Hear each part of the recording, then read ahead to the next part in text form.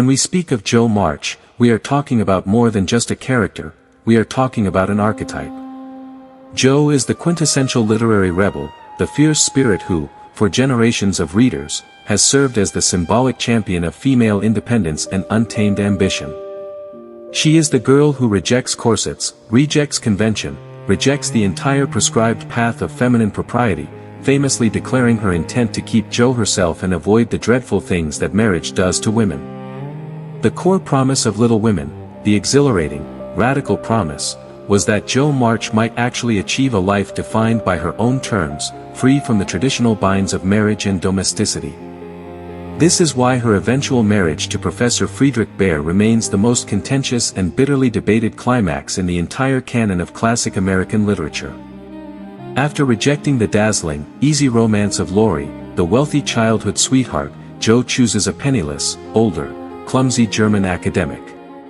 But the question that haunts literary criticism is not whether Bhaer was a better match than Laurie, the fundamental question is, did Jo March truly choose her ending, or was she forced into a narrative surrender?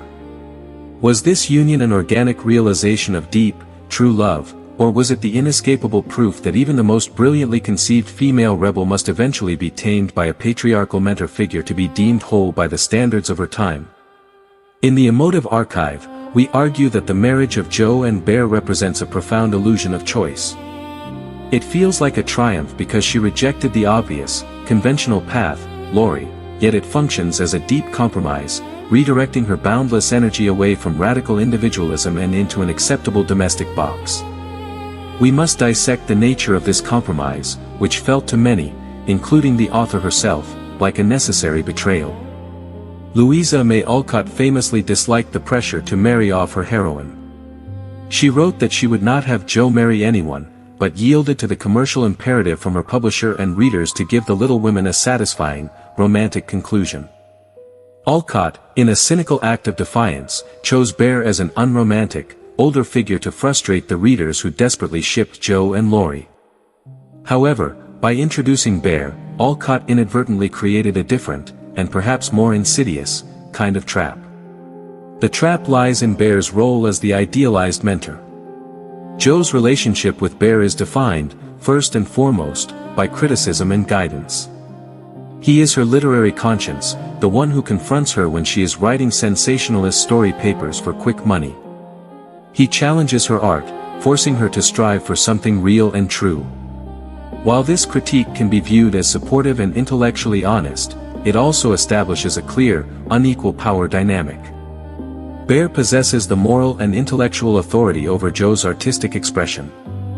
He is not her peer, he is her teacher, her censor, and her moral compass. This is the key mechanism of the taming. Jo's ambition, which was chaotic, unfettered, and deeply personal, is subtly channeled by Bhaer. He demands that she renounce the popular, commercial writing that gave her a sense of power and independence, urging her toward a slower, more difficult path toward artistic purity. This renunciation is not just a change in genre, it is a surrender of her economic autonomy and her rebellious voice. The sensational writing was Jo's only means of seizing power in the marketplace. Bhaer asks her to give that up in exchange for his moral approval. Furthermore, the significant difference in age and life experience reinforces Bhaer's patriarchal authority. He acts as the safe, stabilizing figure, the anchor against Jo's restless spirit. This stability is the very thing Jo instinctively ran from. She wanted adventure, chaos, and the freedom to define herself through struggle. Bhaer offers her order, predictability, and a conditional acceptance. I will love you and provide stability, provided you channel your wild, uncontained energy into acceptable forms. The contrast with Laurie, the other possibility, is crucial here. The relationship with Laurie was one of pure equality, camaraderie, and shared chaos. They were two children against the world, partners in mischief and adventure. While Jo wisely rejected Laurie because they were too similar and would have stifled each other's growth, the choice to marry Bhaer represents a shift from a relationship of equals to a relationship of teacher and student. Jo trades a partner who could have walked beside her for a mentor who guides her path. The psychological cost of this exchange is immense. Jo, the heroine who promised radical independence, ends up substituting a husband for her ambition. Her ambition to be a great, free writer is ultimately sublimated into running the Plumfield School alongside Bhaer. The school is Jo's final compromise. She is still in a position of leadership and intellectual engagement, but the sphere of her influence is safely contained within the domestic, familial realm. Her fierce, world-seeking energy is redirected toward nurturing the next generation, a role deemed acceptable and virtuous by society, but one that undeniably limits the scope of her original, radical dreams. The rebellion ends not with a pen stroke that changes the world, but with the clatter of children's shoes in her own home. This is the bitter flavor of the illusion of choice, a path that looks different from the norm, but leads to the same destination of domestic containment. The discomfort surrounding Jo March's marriage deepens when we meticulously examine the dynamic she exchanges for the security of Professor Bhaer. Jo's life before Bhaer was defined by an inherent, almost desperate, need for equality and raw self-expression. Her relationship with Laurie, however flawed and unsustainable, was built on a foundation of fierce, passionate partnership. They were equals in chaos, sparring partners in adventure. By contrast, the relationship with Bhaer is defined by hierarchy and conditional acceptance. Bhaer enters Jo's life primarily as a figure of judgment. His initial, defining act in the narrative is not one of romantic pursuit, but of literary scrutiny. He condemns the sensational, thrilling stories that Jo writes, calling them trash and harmful because they mislead the youth. This is a moment of profound significance.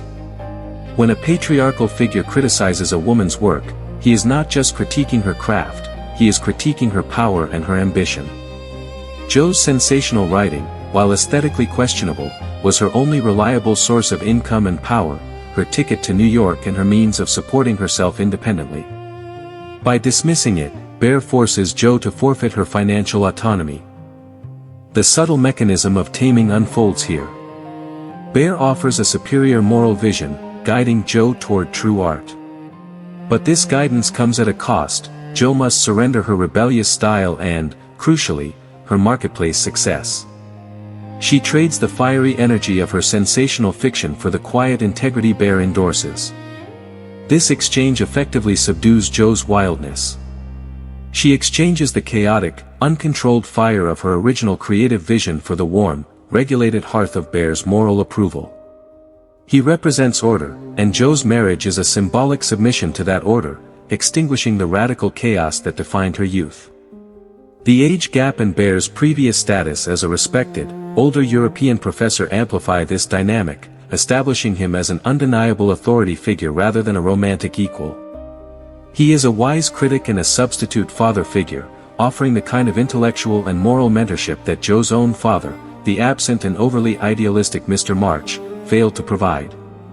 Jo's acceptance of Bhaer is, in many ways, an act of seeking validation from the secure, patriarchal structure that she had previously rejected. She seeks an anchor that can stabilize her fierce, overwhelming energy. The stability Bhaer provides is an undeniable attraction, especially after the loss of Beth shattered Jo's internal equilibrium. But this safety is a double-edged sword. It is a form of conditional acceptance. Bhaer will love and stabilize her, but only if she agrees to stop challenging the intellectual and moral status quo. The very essence of her rebellious spirit, the urge to shock, to expose, to write purely for self-expression, is deemed unsuitable for the life of a respectable married woman. This is why the choice of Plumfield, the school, as their shared destination is so significant. Plumfield is Jo's final, brilliant compromise. She still gets to be a leader, an intellectual force, and a writer, but her domain is safely confined to the domestic, nurturing sphere. Her immense ambition is sublimated. Instead of writing novels that revolutionize society, she is now raising the children who will inherit it.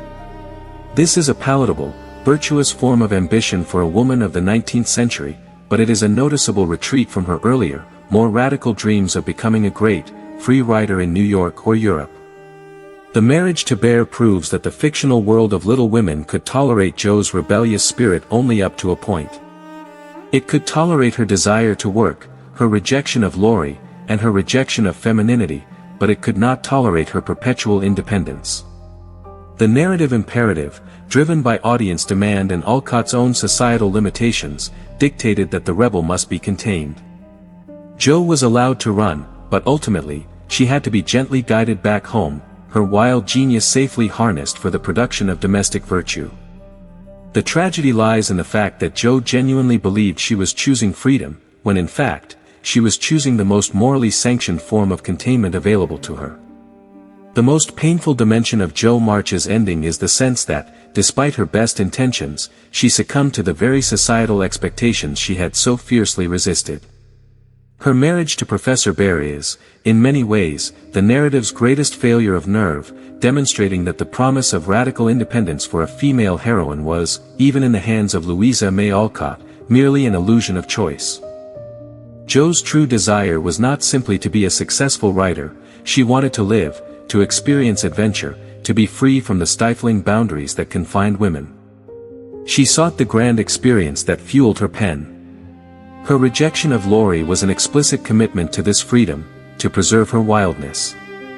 Yet, her subsequent choice of Bhaer and the domestic haven of Plumfield acts as an enormous retreat from this commitment. She trades the potential for revolutionary freedom for guaranteed safety. We must scrutinize the period after her marriage.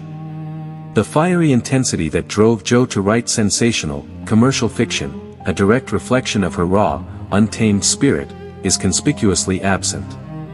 Her writing, post-Bhaer, becomes safer, smaller, and more focused on moral instruction for the children at Plumfield. This is the silence of the pen, the most profound evidence of her compromise. The genius that sought to capture the drama of the world is now channeled into stories for small audiences, confirming that her radical energy has been successfully diverted and domesticated. The narrative rationale provided is that Jo has matured, realizing that true happiness lies in giving and nurturing, echoing the tragic path of her sister, Beth. But this maturity comes at the psychological cost of abandoning her core identity. She sacrifices the boundless ambition that defined her character for the comforting predictability of the angel in the house archetype, albeit a progressive, intellectual version of it. The novel, consciously or unconsciously, reinforces the social imperative that the unmarried woman is a threat, a figure who must be either isolated, like Aunt March, or contained through the structure of marriage. Jo, the most potent figure of feminist rebellion in 19th-century fiction, is thus put in her place. This outcome is particularly frustrating when contrasted with the pragmatism of Amy March. Amy chose marriage for explicit, practical reasons, economic security and social leverage. Her choice was unsentimental and effective. Jo, however, chose marriage for sentimental, idealized reasons, the intellectual comfort and moral approval offered by Bhaer. Jo, the rebel, ends up making a choice rooted in emotional compromise, while Amy, the pragmatist, ends up with greater economic freedom. This highlights the tragedy. Jo gave up more of her original self for an outcome that was, perhaps, less liberating than the one Amy strategically secured. The relationship with Bhaer ultimately lacks the essential elements of an equal, mature partnership. He is the anchor, she is the one tethered. He is the intellectual authority, she is the one seeking validation. He is the calm, older figure, she is the wild, chaotic spirit being calmed. The lack of an exciting, wild energy in their union, which critics often praise as mature, is, in fact, the symptom of Jo's tamed self. She has traded the dangerous fire of her independence for the secure, safe glow of a domestic hearth. The ending of Jo March is a narrative surrender, a moment where the fictional necessity of the era, that female protagonists must marry and find their highest purpose in the home, overshadowed the revolutionary potential of the character. It serves as a powerful, albeit subtle, warning to ambitious women across centuries: the world will celebrate your flight, but it will always expect you to return to the cage. We have now meticulously dissected Jo March's ultimate choice, and the lingering sense of unease confirms that her marriage to Professor Bhaer remains the novel's most profound illusion of choice. It is an ending that satisfies the romantic tradition but ultimately betrays the radical promise of the heroine. Jo's submission to Bhaer, and the subsequent channeling of her ambition into the domestic sphere of Plumfield, serves as a powerful illustration of the enduring patriarchal imperative: the most rebellious woman must eventually be tamed. We can see clearly that Bhaer, the patriarchal mentor figure, functions perfectly as the instrument of containment. His intellectual and moral authority provides a socially acceptable framework for Joe's wild energy. He is the quiet warden who allows the bird to sing, but only within the confines of a very well-regulated, secure cage. The cost of this security, for Joe, was the loss of the radical edge of her personality and the silencing of her global ambition. She traded her messy, world-seeking artistic future for the guaranteed warmth and moral structure of Bhaer, setting a precedent that is both comforting and deeply restrictive. This final compromise has profound implications for the feminist literary canon. Jo March's ending suggests that independence for a woman is conditional and temporary. It is a youthful phase that must eventually give way to mature, domestic responsibility. The narrative effectively punishes her initial defiance by making her final happiness contingent upon her surrender to a guiding male figure. The illusion of choice is shattered when we realize that the only two acceptable paths for the ambitious woman were sacrificial self-erasure, the path that tragically claimed Beth, or contained, domesticated ambition, the path Jo ultimately chose. The enduring dilemma for the modern woman is rooted right here, in Jo's study. We are still grappling with the choice between wild ambition and stable partnership. This historical and psychological pressure that forced Jo to compromise her art for domestic stability leads us naturally to examine the rigid economic landscape that governed the March sisters' decisions.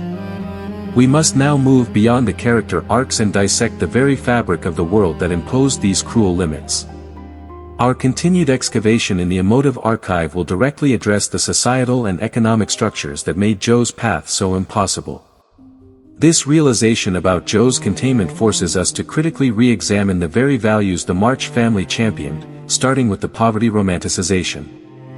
We will use the constraints placed on Jo to critique the noble poverty of the March family, asking if Marmee's teaching was actually a subtle tool of patriarchal control that prevented her daughters from achieving the financial security necessary for true freedom. This will contextualize why Jo ultimately had to compromise her revolutionary art for the domestic safety Bhaer provided, proving that dependence was inevitable in their world. Furthermore, Jo's painful rejection of Laurie, her first act of radical independence, leads us to question the nature of that relationship itself. We move next to the friend zone fallacy, where we will dissect the toxic dynamic of the Laurie-Jo relationship, arguing that his nice guy entitlement would have created a destructive partnership. Jo's final maturity was not in accepting Bhaer, but in rejecting the chaotic, emotionally demanding partnership that Laurie represented, a partnership that would have only amplified her internal struggles and sabotaged her work. The enduring message of Jo March's marriage is one of profound urgency for the modern reader: do not confuse safety with freedom. The rebellious woman must be ceaseless in her self-determination, for the narrative of containment is always waiting to claim her. If Jo's struggle to maintain her independence resonated with you, and you feel the weight of this illusion of choice, we invite you to commit to the path of true rebellion. Hit the like button if you agree that Jo's ending was a narrative compromise, and subscribe to the Emotive Archive as we continue to tear down the sentimental walls of this classic. The cage is always waiting, our only response is to fight for the keys. Which aspect of Jo's original ambition, writing, travel, solitude, was the hardest for you to see her sacrifice for Professor Bhaer? Share your thoughts below and let's keep the fire of her rebellion burning.